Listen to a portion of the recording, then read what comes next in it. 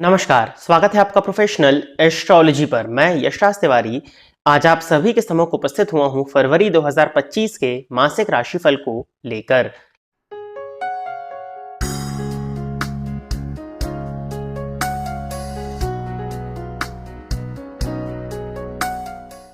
इस राशिफल के कार्यक्रम में हम चर्चा करने जा रहे हैं कि फरवरी 2025 का ये मंथ आपके लिए क्या लेकर के आ रहा है।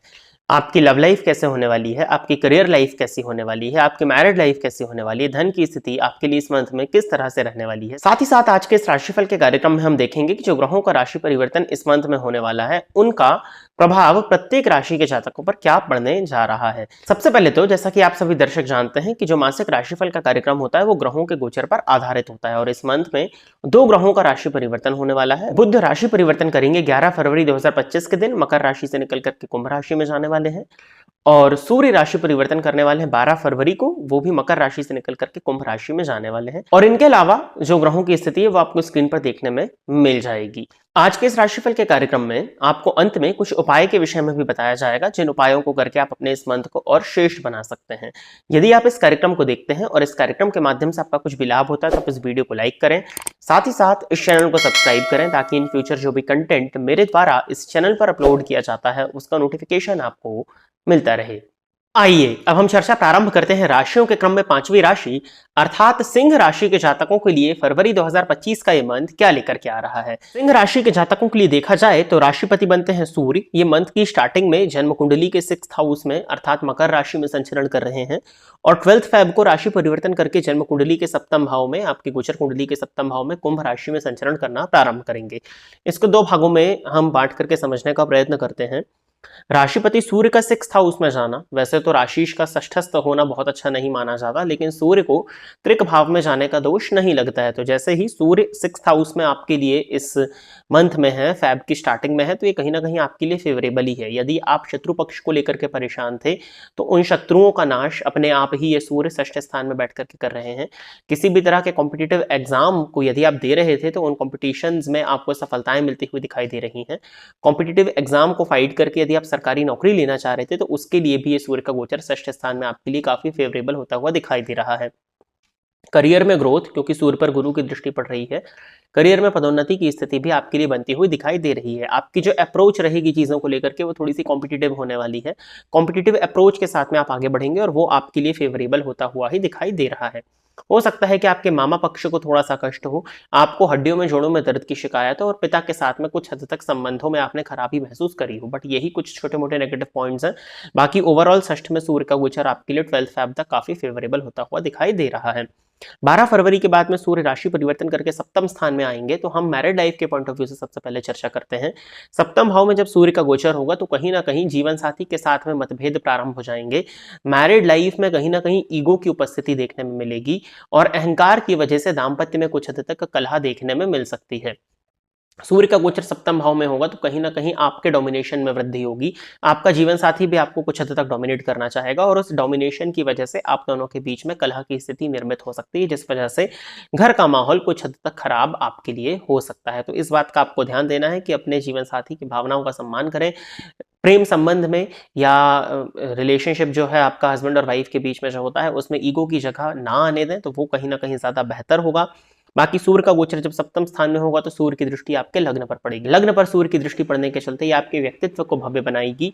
आपका व्यक्तित्व कहीं ना कहीं लोगों के सामने बढ़ चढ़ करके आएगा और आपके आत्मविश्वास में भी वृद्धि होगी। आपके व्यक्तित्व से आत्मविश्वास साफ झलक करके आएगा और इसके साथ ही साथ जो भी आप बात पब्लिक के बीच में रखेंगे वो पूरी कॉन्फिडेंस के साथ में रखेंगे और लोग आपकी बातों से काफी जल्दी प्रभावित भी होते हुए दिखाई दे रहे हैं।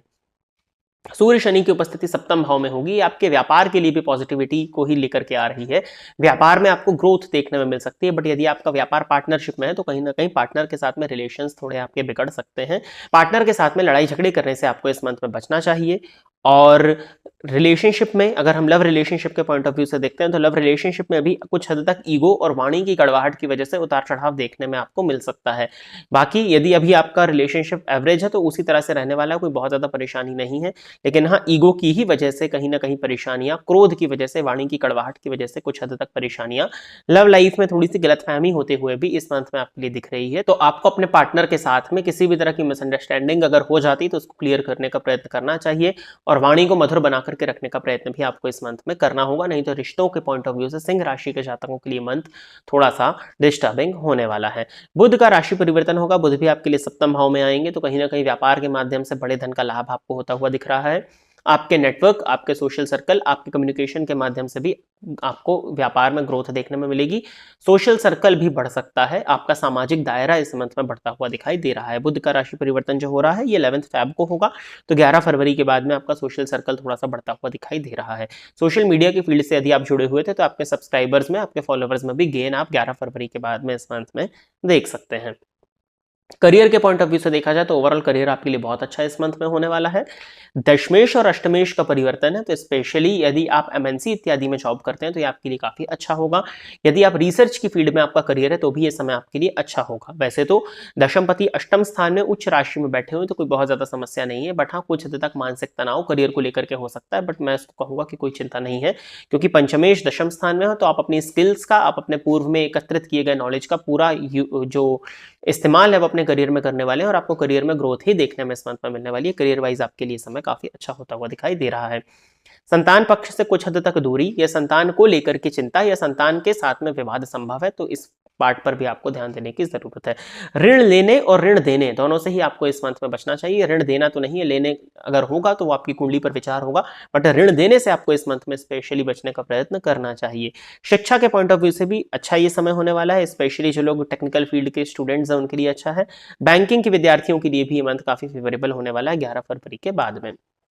ओवरऑल सिंह राशि के जातकों के लिए भौतिक सुख सुविधाओं के पॉइंट ऑफ व्यू से, करियर के पॉइंट ऑफ व्यू से, धन इत्यादि के पॉइंट ऑफ व्यू से मत अच्छा है, बट कहीं ना कहीं रिलेशंस वाइज आपको अपने क्रोध, अपनी वाणी की कड़वाहट और अपने अहंकार पर नियंत्रण रखने की आवश्यकता है। उपाय के तौर पर सिंह राशि के जातकों के लिए हनुमान जी की आराधना करना और सोमवार के दिन शिव जी के मंदिर में जाकर के शिवलिंग पर दुग्ध अर्पित करना आपके लिए इस मंथ में काफी फेवरेबल होगा।